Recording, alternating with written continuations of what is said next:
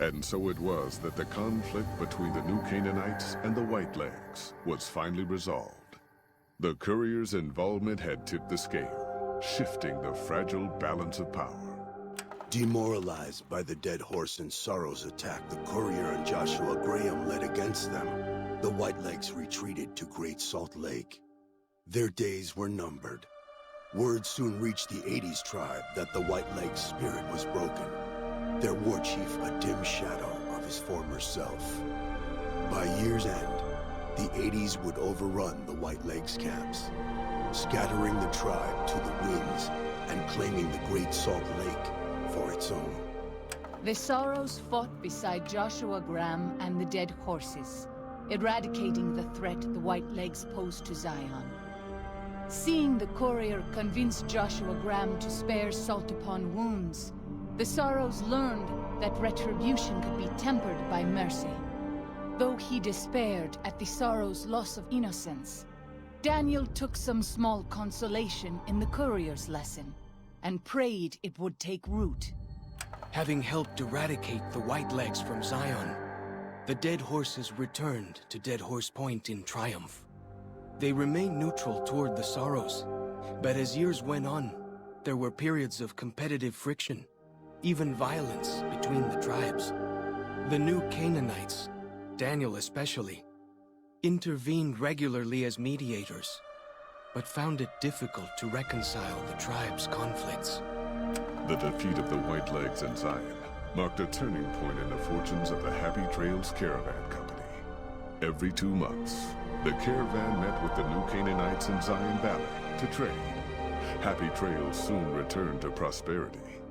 The vigilance of the Sorrows and Dead Horses in defending southwestern Utah, initially startling to Happy Trails caravans, soon proved a blessing.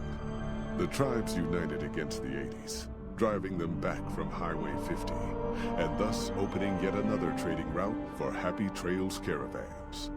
Follows Chuck took the courier's words to heart and decided that he would behold the sights and sounds of distant lands with his own eyes and ears. After returning to Dead Horse Point, he quarreled with his family and other tribe members about his ambitions. One morning, they awoke to discover that Follows Chuck had set off alone, westward, into the wilderness. He was never seen again. Waking Cloud was distraught when she learned of her husband's death, but took comfort from her tribe and the compassion of the New Canaanites. She forgave Daniel for having concealed her husband's fate from her, and learned to accept his fate. When her grief faded, she took a husband from the Dead Horse tribe. At her bidding, he stayed close to home. The threat of the Whitelegs ended. Joshua Graham helped the Sorrows and Dead Horses tend to their fallen comrades and secure Zion. The courier's words had stayed Joshua's wrath in his darkest hour, and in sparing salt upon wounds, he was changed. While he continued to advocate militant opposition to the enemies of New Canaan, he sometimes showed quarter to those who crossed his family. Eventually, this new spirit would diminish the myth of the burned man in distant lands. A small price for the peace it brought to Joshua Graham. For years after the defeat of the Whitelegs, Daniel did his best to minister to the Sorrows' spiritual needs. Try as he might, he could not hold back the tribe's increasing militancy and reverence of Joshua Graham.